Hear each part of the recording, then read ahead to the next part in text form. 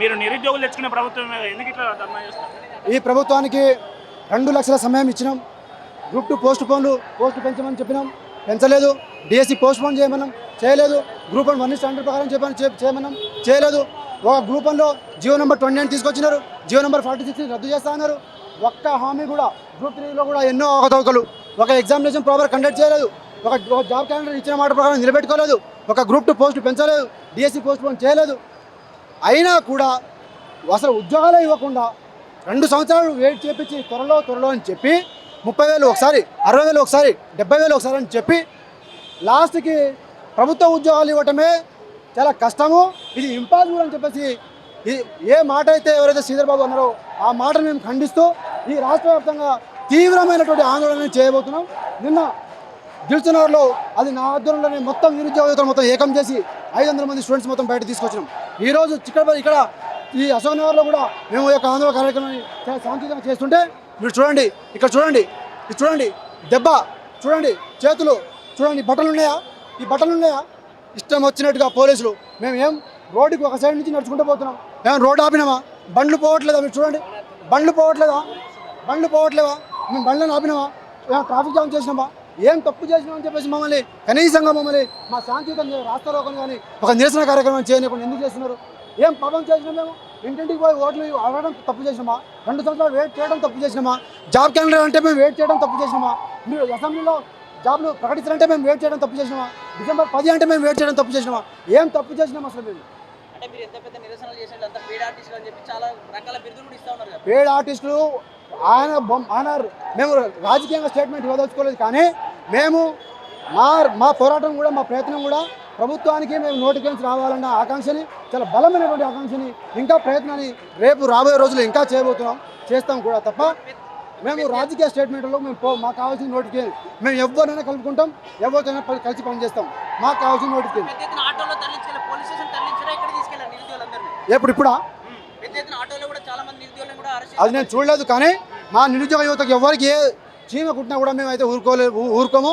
రాష్ట్రం మొత్తం ఒక్కడి మీద అక్రమ కేసు అయినా కూడా రాష్ట్రం మొత్తం బంద్ పిలిపిస్తాం. ఈ తెలంగాణలో ఇప్పుడు దాకా నిరుద్యోగులు వాళ్ళు గవర్నమెంట్ ఉద్యోగాలు నోటిఫికేషన్ ఇస్తారంటే మేము వెయిట్ చేసినాం, వాళ్ళు ఇచ్చేదాన్ని మేము లాక్కుంటాం. ఇప్పుడు మా ఉద్యమం నేపథ్యం ఉంది, మేము ఉద్యమాలు చేస్తాం. ఈ తెలంగాణ అనే చెట్టే ఒక ఉద్యమం అనే చెట్టుతో పుట్టిన చెట్టు కాబట్టి దానికి కాయలు కాసే గింజలైనా కాయలైనా దానికి పోరాటం మీద ఒక స్ఫూర్తి ఉంటుంది. అదే స్ఫూర్తితో ఉద్యమం చేసుకుంటూ పోతాం. 2 సంవత్సరాల నుంచి ఉద్యోగాల కోసం 3 సంవత్సరాల నుంచి ప్రిపేర్ అవుతున్నాం. ఇదే కాంగ్రెస్ ప్రభుత్వం ప్రస్తుతం వచ్చింది మా సిటీ సెంటర్ లైబ్రరీ చుట్టూ.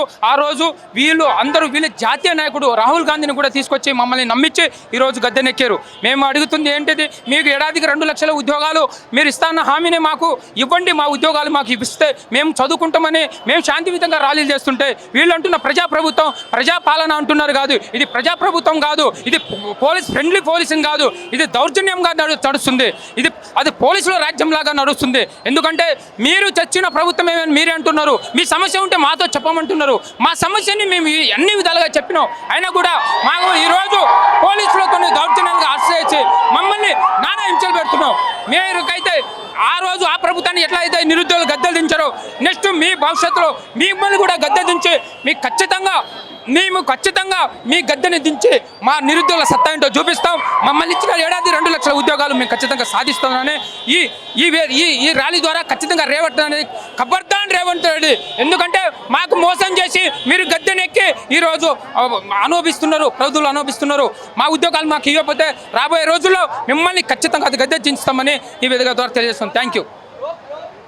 మొత్తానికి జేఏసీ లీడర్లను అయితే ఎవరైతే నిరుద్యోగ జేఏసీ లీడర్లు ఉన్నారో వాళ్ళందరినీ ఒక్కొక్కరిని వాహనాల్లో తరలించే ప్రయత్నాలు అయితే చేస్తూ ఉన్నారు. కొంతమందిని ఆటోల్లో ఎక్కించి ఆటోల్లో కుక్కి మరి తరలిస్తూ ఉన్నారు. మనం విజువల్స్ చూడవచ్చు. మొదలు మోతీలాల్ నాయక్, తర్వాత ఇంద్రనాయక్, అట్లాగే ఆస్మాను, అట్లాగే మిగతా వారిని కూడా తరలించే ప్రయత్నాలు అయితే చేస్తూ ఉన్నారు. మనం చూడొచ్చు.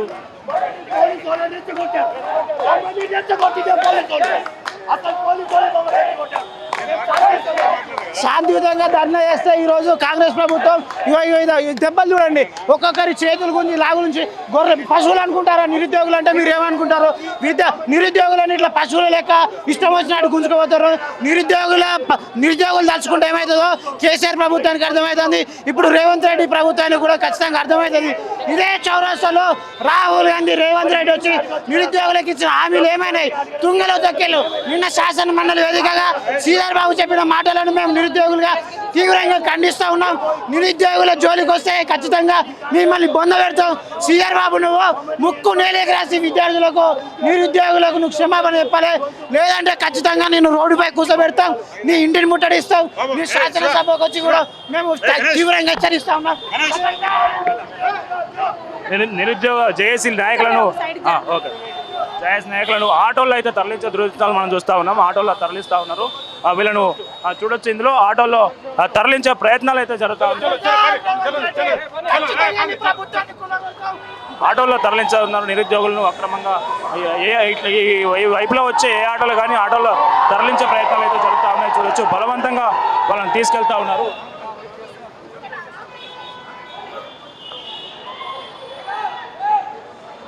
ఒక్కొక్కరిని ఎవరైతే చిక్కడపల్లి నుంచి అశోక్ నగర్ వరకు ర్యాలీ తీసుకుంటూ శాంతియుత ర్యాలీ తీసుకుంటూ ఇక్కడ వరకు వచ్చారో వాళ్ళందరినీ ఒక్కొక్కరిని ఆటోల్లో తరలించి స్టేషన్కు పంపించే ప్రయత్నాలు అయితే చేస్తూ ఉన్నారు. మనం చూడొచ్చు. దీంతో అశోక్ నగర్లో ఉద్రిక్త వాతావరణం అయితే, ఒక టెన్షన్ వాతావరణం అయితే కొనసాగుతూ ఉంది. అశోక్ నగర్లో చదువుతున్నటువంటి విద్యార్థులు, ఉద్యోగార్థులు, నిరుద్యోగులు పెద్ద ఎత్తున ఈ ఘటనా స్థలానికి చేరుకున్నారు. మనం చూడొచ్చు, విజువల్స్ చూడొచ్చు. అటువైపు కెమెరా తిప్పితే చూడొచ్చు, పెద్ద ఎత్తున ఇక్కడ ఒక టెన్షన్ వాతావరణం అయితే అశోక్ నగర్లో కొనసాగుతున్న పరిస్థితి కనిపిస్తూ ఉంది.